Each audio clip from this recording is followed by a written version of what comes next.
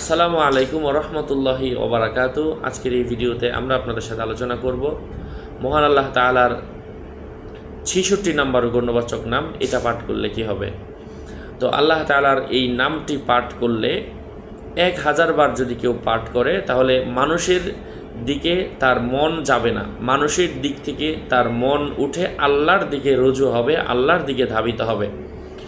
এই জন্য আল্লাহ তাআলার দিকে নিজের মনকে ভালো হওয়ার জন্য, আল্লাহওয়ালা হওয়ার জন্য, তাকওয়াবান হওয়ার জন্য, পরহেজগার হওয়ার জন্য আল্লাহ তাআলার এই নামটি আপনারা পাঠ করেন।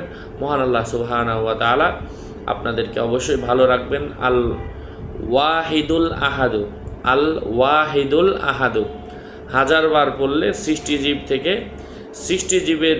থেকে মন দূরে থাকে এবং আল্লাহ তাআলার দিকে তার মনটা ধাবিত হবে ইনশাআল্লাহ এই আমলের মাধ্যমে।